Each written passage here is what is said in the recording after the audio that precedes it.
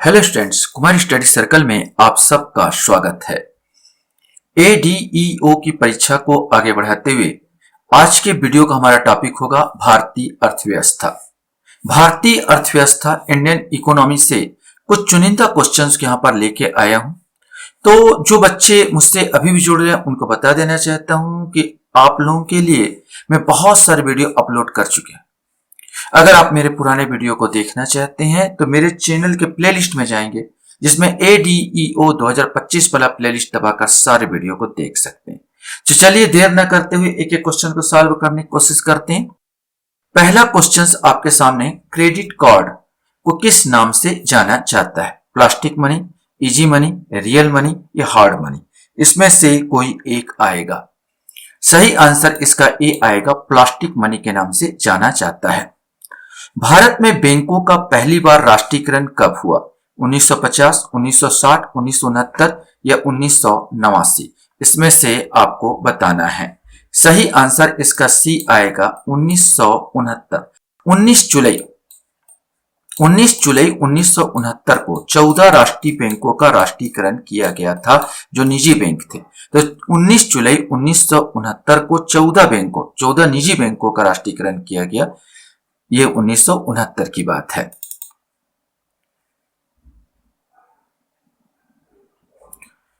Questions आपके सामने है। भारत में राष्ट्रीय आय समको का आकलन किसके द्वारा किया जाता है? नीति आयोग, भारतीय रिजर्व बैंक, वित्त मंत्रालय, एक केंद्रीय सांख्यिकी कार्यालय? सही आंसर यही आएगा, सेंट्रल स्टैटिस्टिक्स ऑर्गेनाइजेशन, केंद्रीय सांख्यिकी कार्यालय द्वारा भारत में राष्ट्रीय आय समको का आकलन किया जाता है। आत्मनिर्भरता किस पंचवर्षीय योजना का उद्देश्य था? पहली, दूसरी, तीसरी या चौथी? सही आंसर इसका डी आएगा, चौथी योजना का मुख्य उद्देश्य था आत्मनिर्भरता। पहली का कृषि में विकास, दूसरी का औद्योगिकरण, तीसरी पंचवर्षीय खदानों में आत्मनिर्भरता थी और चौथी का है संपूर्ण आत्मनिर्भरता। चौथी में हमने यहां पर उद्देश्य रखा था।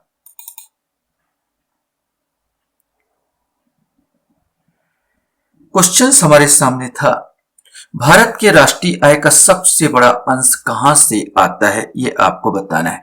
प्राथमिक क्षेत्र, द्वितीय क्षेत्र, तृतीय क्षेत्र या इनमें से कोई नहीं? सही आंसर सी आएगा, तृतीय क्षेत्र से आता है। प्राथमिक क्षेत्र से वर्तमान में करीब 15 से 18% के बीच में ये आता है, रेशियो रहता है जीडीपी में। और तृतीय क्षेत्र में 50 से 52% तक सबसे ज्यादा तृतीय क्षेत्र देता है। द्वितीय क्षेत्र से 37 से 38% के आसपास यहां पर रहता है। हमेशा आप यह देखेंगे तो सबसे ज्यादा पूछा तो तृतीय क्षेत्र में राष्ट्रीय आय जीडीपी में योगदान रहता है। राष्ट्रीय कृषि ग्रामीण विकास बैंक नाबार्ड की स्थापना किस समिति के सिफारिश के आधार पर की गई थी? लोक लेखा समिति, शिवरामन समिति, नरसिम्हन समिति? उपयुक्त में से कोई नहीं, इसमें से कोई एक आएगा। सही आंसर भी आएगा, शिवरामन समिति। क्वेश्चन है आपके सामने, महालनोबिस मॉडल का संबंध किस पंचवर्षीय योजना के साथ जोड़ा गया? पहली पंचवर्षीय योजना, दूसरी पंचवर्षीय योजना, तीसरी पंचवर्षीय योजना या चौथी पंचवर्षीय योजना? इसमें से आपको बताना है। महालनोबिस मॉडल वास्तव में दूसरी पंचवर्षीय योजना से संबंधित था। पहली पंचवर्षीय योजना में हेराल्ड डोमर मॉडल था। हेराल्ड डोमर मॉडल जो था पहली पंचवर्षीय योजना का था और दूसरी में था महालनोबिस मॉडल था। वर्तमान में भारतीय अर्थव्यवस्था विश्व की कौन सी बड़ी अर्थव्यवस्था है? तीसरी, चौथी, पांचवी या छठवीं? इसमें से आपको बताना है। सही आंसर सी आएगा, पांचवी सबसे बड़ी अर्थव्यवस्था है।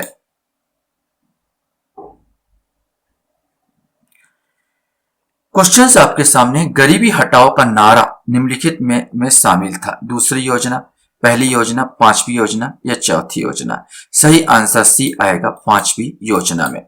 कपाट का संबंध है ग्रामीण कल्याण कार्यक्रम की सहायता व मूल्यांकन से, कंप्यूटर हार्डवेयर से, निर्यात वृद्धि एवं परामर्श सेवा से, बड़े उद्योगों में प्रदूषण नियंत्रण से? इसमें से कोई एक आएगा। कपाट का वास्तव में संबंध है ग्रामीण कल्याण कार्यक्रम की सहायता व मूल्यांकन से।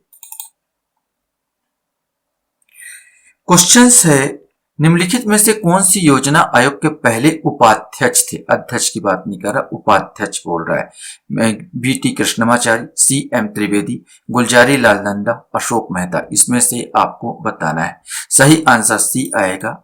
जो पहले उपाध्यक्ष थे योजना आयोग के थे वो गुलजारी लाल नंदा थे। हम अच्छी तरह जानते हैं योजना आयोग का अध्यक्ष प्रधानमंत्री हुआ करते थे। योजना आयोग का नाम बदल के आजकल नीति आयोग कर दिया गया, ये आयोग को हटा दिया गया। और नीति आयोग के अध्यक्ष भी कौन होते हैं? प्रधानमंत्री ही होते हैं। तो योजना आयोग के अध्यक्ष भी प्रधान 12वीं पंचवर्षीय योजना, इनका काम था पंचवर्षीय योजना बनाना। तो 12वीं पंचवर्षीय योजना के बाद इसको खत्म कर दिया गया था। और इसके अध्यक्ष जो होते थे पहले जवाहरलाल नेहरू, पहले भारत के प्रधानमंत्री जवाहरलाल नेहरू हुए। तो यहाँ पर उपाध्यक्ष पूछा था तो गुलजारी लाल नंदा आएगा। क्वेश्चन है भारत में व्यापक मुद्रा का सूचक क्या है? यहां पर आपको बताना है जनता के पास करेंसी, बैंकों में मांग जमा, बैंकों में सावधि जमा या उपरोक्त सभी। इसमें से आपको बताना है। सही आंसर डी आएगा, उपरोक्त सभी। व्यापक मुद्रा जो वो मुद्रा होती है जिस पर सरकार को सबसे ज्यादा भरोसा होता है और उसको किसी भी परियोजना में शामिल करती है। तो ये जनता के पास करेंसी, बैंकों में मांग जमा, बैंकों के सावधि जमा, ये सब इसके अंतर्गत शामिल होता है। तो 12 का सही आंसर डी आएगा।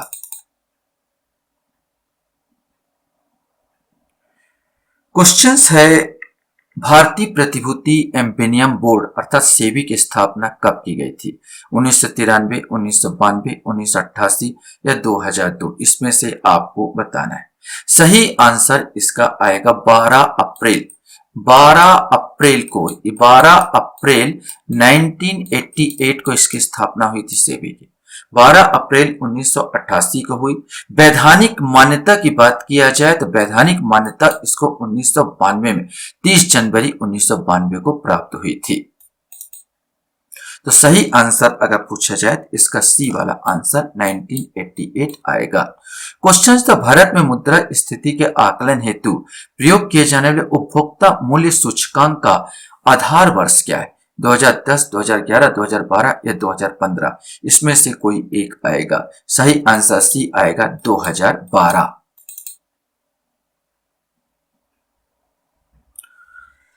क्वेश्चन है भारत के वित्त आयोग का गठन का प्रावधान संविधान के किस अनुच्छेद में है? अनुच्छेद 280, 256, 293 या 356। इसमें से कोई एक आएगा। सही आंसर ए आएगा, अनुच्छेद 280 में प्रावधान किया गया है। किस समिति ने कृषि जोतों पर कर लगाने की संस्तुति की थी? भूतलिंगम समिति, बांचु समिति, राज समिति या उपरोक्त में से कोई नहीं। इसमें से कोई एक। सही आंसर सी आएगा, राज समिति।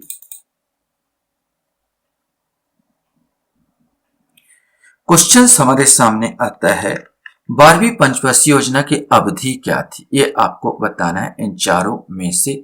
सही आंसर इसका डी आएगा, 2012 से 2017। 2012 से 2017 इसकी अवधि थी। इस बाद ये लास्ट पंचवर्षीय योजना थी। इसके बाद योजना आयोग को ही भंग कर दिया गया। भारतीय रिजर्व बैंक की स्थापना कब हुई थी? 1935, 1953, 1965 या 1945। सही आंसर ए आएगा, 1935 में भारतीय रिजर्व बैंक की स्थापना की गई थी। अक्सर पूछे जाने वाला एक क्वेश्चन है मंदड़िया व तेजड़िया शब्दावली किससे संबंधित है? तो ये कॉमन क्वेश्चन है, शेयर मार्केट से संबंधित है। मंदड़िया उसको कहा जाता है जब जो एजेंट होते हैं या लोग समझते हैं कि अब डूबने वाला है शेयर मार्केट, अब जल्दी जल्दी इन लोग बेचने लगते हैं, निकालने लगते हैं, तो मंदड़िया कहते हैं उसको। और तेजड़िया शब्द उन सबको कहा जाता है जिनको लगता है कि बाजार मार्केट अभी और उठेगा, अब जल्दी जल्दी वो खरीदने लगते हैं शेयरों को, तो उसको तेजड़िया कहा जाता है। भारतीय अर्थव्यवस्था एक है स्वतंत्र अर्थव्यवस्था, मिश्रित अर्थव्यवस्था, पूंजीवादी अर्थव्यवस्था या साम्यवादी अर्थव्यवस्था। सही आंसर भारतीय अर्थव्यवस्था मिश्रित अर्थव्यवस्था है। ये पूंजीवादी और साम्यवाद दोनों या समाजवाद बोल दिया जाए, दोनों का समायोजन है। साम्यवादी और पूंजीवाद, कहीं पर पूंजीवाद कहीं पर साम्यवाद या समाजवाद, दोनों का है, इसलिए मिश्रित अर्थव्यवस्था भारतीय अर्थव्यवस्था है। भारत में कृषि में बेरोजगारी का स्वरूप क्या है? केवल मौसमी, केवल प्रच्छन्न, ए बी दोनों, उपयुक्त में से कोई नहीं। सही आंसर सी आएगा, ए बी दोनों। मौसमी हम इसलिए कहते हैं कि एक निश्चित मौसम होता है, जुलाई से लेकर सितंबर तक रहता है, जिसमें सबसे ज्यादा लोग किसान में बिजी रहते हैं। वो मौसमी 4 महीने का रहता है जिसमें रोजगार मिलता है। केवल प्रच्छन्न इसलिए रहता है क्योंकि गांव में होता है कि पूरा जो एक खेत में मान लिया जाए, एक खेत में मेरे को मुश्किल से 3 आदमी की जरूरत है। अब यहाँ पर पूरा परिवार भिड़ा हुआ 10 से 12 आदमी हुए, लग रहा सब काम कर रहे हैं, लेकिन हमको इतनी की जरूरत ही नहीं है। तो ये सब प्रच्छन्न बेरोजगारी के रूप में आता है। तो दोनों चीज हमारे यहाँ पाई जाती है, केवल मौसमी बेरोजगारी भी और प्रच्छन्न बेरोजगारी दोनों यहाँ पर मिलती है।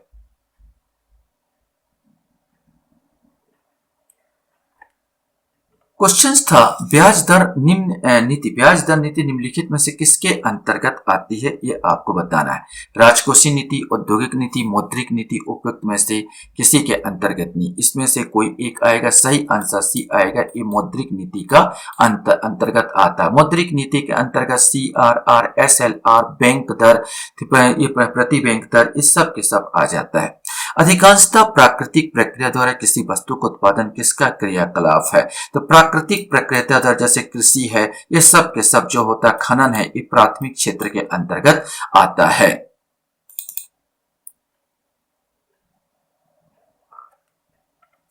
क्वेश्चन है GNP और GDP में अंतर है, ये आपको बताना है। ग्रॉस नेशनल प्रोडक्ट और ग्रॉस डोमेस्टिक प्रोडक्ट, इसमें अंतर क्या है ये आपको बताना है। सकल विदेशी विनियोग का, शुद्ध विदेशी विनियोग का, शुद्ध निर्यात का, विदेश में शुद्ध साधन आय का। सही आंसर इसका डी आएगा, विदेश में शुद्ध साधन आय का। होता यह है GDP जो होता है भौगोलिक सीमा के भीतर, जो GDP होता है भौगोलिक सीमा के भीतर उत्पादित सभी आंतरिक वस्तुओं और सेवाओं का मूल्य होता है। वहीं GNP का अगर बात करें, जो देश के अंदर बाहर दोनों शामिल कर लिया जाता है। देश के अंदर बाहर दोनों जो है वो उत्पादित वस्तुओं का अंतिम मूल्य शामिल किया जाता है। इसलिए इसका जो आंसर विदेश से शुद्ध साधन आय का अंतर, इसमें नहीं शामिल किया जाता है GDP में, इसमें शामिल किया जाता है। राष्ट्रीय कृषि और ग्रामीण विकास बैंक नाबार्ड की स्थापना किस पंचवर्षीय योजना के अवधि में की गई थी, ये आपको बताना है। चौथी, पांचवी, छठवीं या आठवीं, इसमें से कोई एक आएगा। सही आंसर सी आएगा, छठवीं पंचवर्षीय योजना में।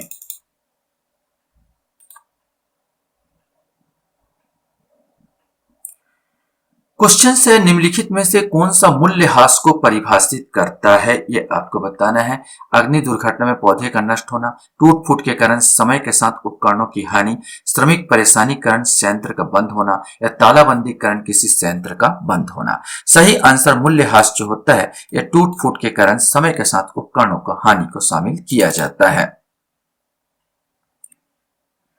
क्वेश्चन हमारे सामने है, यदि RBI नगद आरक्षित अनुपात कम कर देता तो क्रेडिट निर्माण पर क्या होगा, ये आपको बताना है कि नगद आरक्षित अनुपात CRR जो होता है, ये अगर बंद कर देता है तो इसमें क्या प्रभाव पड़ेगा, इस चीजों में आपको बताना है। 27 का आपको आंसर लेना है।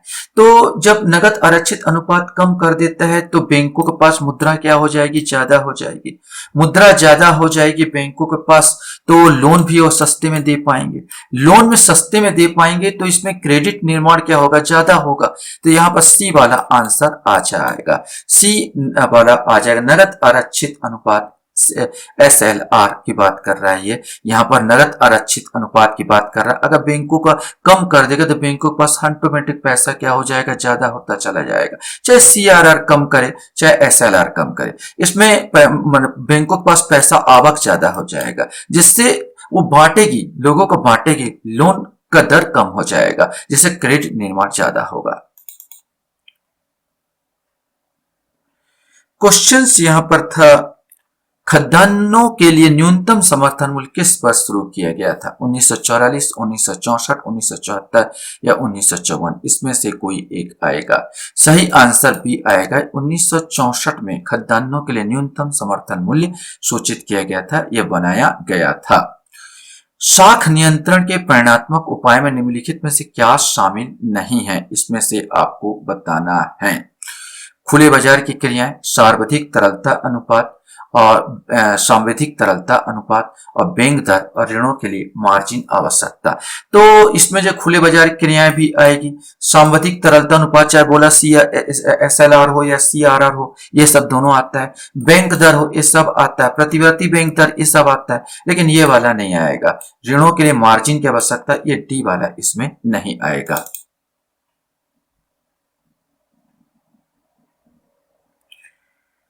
क्वेश्चन है निम्नलिखित में से कौन सा बेमेल है, इसमें से आपको बताना है। रेखीय समिति आयात निर्यात प्रक्रिया सरलीकरण, नंजुंदप्पा समिति रेल किराया भाड़ा, रंगराजन समिति भुगतान संतुलन, गोईपोरिया समिति बैंकिंग सेवा सुधार। रेखीय समिति कर सुधार से संबंधित है, इसलिए ये वाला गलत दिया गया है। भुगतान संतुलन के प्रतिकूल होने की दशा में निम्नलिखित में से कौन सा कदम स्थिति सुधारने में सहायक होती है? अधिमूल्यन, अवमूल्यन, विमुद्रीकरण, उपरोक्त में से कोई नहीं, इसमें से कोई एक आएगा। सही आंसर अवमूल्यन। कभी कभी यह होता है, अपनी मुद्रा को जानबूझ के दूसरी मुद्रा की तुलना में कम कर देना अवमूल्यन कहलाता है।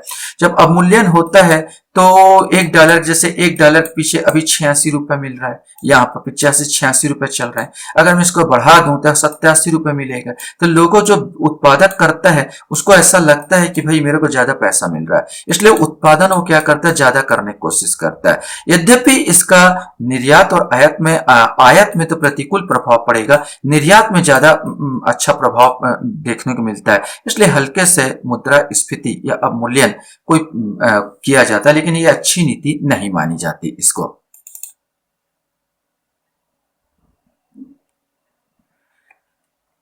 क्वेश्चन है स्टैगफ्लेशंस क्या है, इसमें से आपको बताना है। विकास के साथ मुद्रास्फीति, विकास के साथ अभिस्थिति, अभिस्थिति के पश्चात मुद्रास्फीति, मंदी के साथ मुद्रास्फीति। सही आंसर इसका डी आएगा, मंदी के साथ मुद्रास्फीति। स्टैगफ्लेशंस क्या है? एक आर्थिक स्थिति है जिसमें उच्च मुद्रास्फीति, स्थिर आर्थिक विकास और बढ़ती बेरोजगारी एक साथ होती है।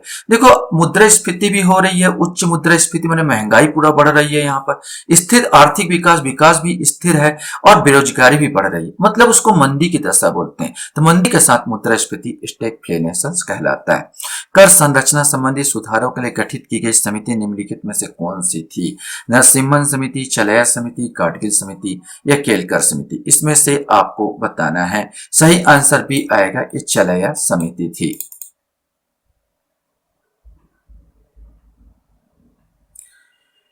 क्वेश्चन यहाँ पर आता है, नरसिम्हन समिति ने किस संबंध में अपने सुझाव केंद्र सरकार को दिए? उच्च शिक्षा सुधार संबंधी, कर संरचना सुधार, बैंकिंग संरचना सुधार, पंचवर्षीय योजनाओं के क्रियान्वयन में सुधार, इसमें से कोई एक आएगा। सही आंसर नरसिम्हन समिति बैंकिंग सुधार से संबंधित है। क्वेश्चन है, भारत के आर्थिक सर्वेक्षण प्रतिवर्ष इसके द्वारा प्रकाशित किया जाता है, ये आपको बताना है। वाणिज्य मंत्रालय, CSO, वित्त मंत्रालय, आर्थिक मामलों कार्य मंत्रालय, इसमें से आपको बताना है। सही आंसर वित्त मंत्रालय द्वारा जारी किया जाता आर्थिक सर्वेक्षण। भारत में नीति आयोग कब स्थापित किया गया था? 2013, 14, 15 या 16, इसमें से आपको बताना है। सही आंसर 2015 स्थान लिया, योजना आयोग के बदले नीति आयोग स्थान आया। क्वेश्चन हमारे सामने यहाँ पर आता है, यदि राजकोषीय घाटे से ब्याज भुगतान निकाल दिया जाए तो शेष बराबर होगा राजस्व घाटे के, प्राथमिक घाटे के, बजट घाटे के या मौद्रीकृत घाटे के, इसमें से आपको बताना है। सही आंसर सी आता है, ये बजट घाटे के बराबर होता है। भारतीय रिजर्व बैंक के लेखन वर्ष की अवधि क्या है? अप्रैल से मार्च, जुलाई से जून, जनवरी से दिसंबर या अगस्त से जुलाई, इसमें से कोई एक आएगा। सही आंसर इसका बी आएगा, जुलाई से जून तक। ये जुलाई से जून तक इसका कार्यक्रम चलता है, अर्थात 1 जुलाई से 30 जून जो स्टार्ट होता है, 1 जुलाई से 30 जून तक ये चलेगा।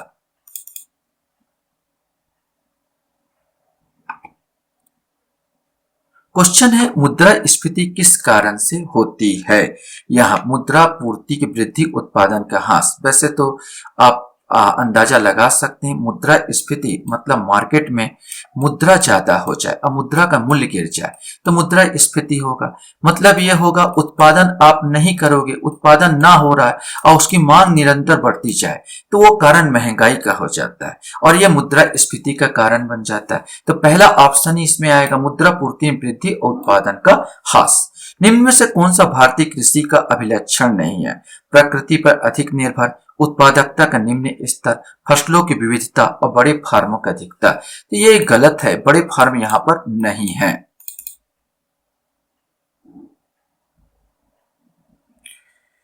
क्वेश्चंस है, भारत की राष्ट्रीय आय के बारे में कौन सा कथन सही है? ये आपको बताना है। सेवाओं की अपेक्षा कृषि का प्रतिशत हिस्सा अधिक, कृषि की अपेक्षा उद्योग का प्रतिशत हिस्सा अधिक, उद्योग की अपेक्षा सेवाओं का प्रतिशत हिस्सा अधिक, संयुक्त रूप से कृषि उद्योग की अपेक्षा सेवाओं का प्रतिशत हिस्सा अधिक। अभी हम लोग इस क्वेश्चन को बना चुके हैं तो ये डी वाला आंसर इसका आएगा। क्वेश्चन हमारे सामने आता है, भारत में दशमलव मुद्रा प्रणाली को अपनाया 1955, 56, 57 या 58। सही आंसर सी आएगा 1957। 1957 में इसने दशमलव प्रणाली को अपनाया। पहले जो चलता था आना, आपने देखा होगा आना ये पाई, ये व्यवस्था जो था रुपया आना पाई, ये व्यवस्था ये हटा दी गई, ये व्यवस्था हटा दी गई। अब 1 रुपए अगर बात किया जाए तो उसको 100 पैसे बोला जाता है। यही 1 रुपए वाला 100 पैसे 50 पैसे जो आता है उसका, तो ये 50 पैसे जो आता है इसमें 1 रुपए वाला 100 पैसे, यहाँ पर 50 पैसे। तो इसमें जो अपनाया गया 1 रुपए वाला 100 पैसे, इसी को दशमलव प्रणाली के रूप में जाना गया जब पाई और आना वाला चीज को हटा दिया गया। क्वेश्चन था, भारत में वर्तमान सरकारी व्यय की सबसे बड़ी एकल मद कौन सा? बहुत बार क्वेश्चन पूछा जाता है। रक्षा व्यय, ऋण या ऋण का ब्याज भुगतान, सब्सिडी भुगतान, सामाजिक ओवरहेड का निषेध। सही आंसर भी आएगा ऋण ब्याज का भुगतान। भारत का सबसे ज्यादा जो पैसा जाता है 2 चीजों में जाता है। एक ऋण जो उधारी लिया है विश्व बैंक से या किसी और बैंकों से, उसको ब्याज भुगतान में चला जाता है, और दूसरा पेट्रोल में चला जाता है। तो ऋण का ब्याज भुगतान इसमें से आएगा बी 43 का आंसर। क्वेश्चन हमारे सामने आता है, देश की कौन से 3 वर्ष की अवधि की योजना अवकाश के रूप में मनाया गया था? यह आपको बताना है कि कौन सा अवधि था। वैसे तो याद होना चाहिए 1966 से 1969 तक 3 पंचवर्षीय 3 जो 1 वर्षीय योजना चली, जिसे योजना अवकाश प्लान हॉलीडे के नाम से जाना जाता है। लास्ट क्वेश्चन आपके सामने आता है कि भारत की मौद्रिक नीति कौन बनाता है? केंद्रीय सरकार, भारत का औद्योगिक वित्त निगम, भारतीय रिजर्व बैंक, भारत का औद्योगिक विकास बैंक। सही आंसर यह आएगा भारतीय रिजर्व बैंक जो भारत की मौद्रिक नीति के लिए जिम्मेदार है। चाहे बैंक दर हो, प्रतिवर्ती हो, CRR हो, SLR हो, जितना भी इसका मेन होता है रिजर्व बैंक का, उसी को जो डिसाइड करता है उसी को बैंक जो रिजर्व बैंक का मौद्रिक नीति कहा जाता है।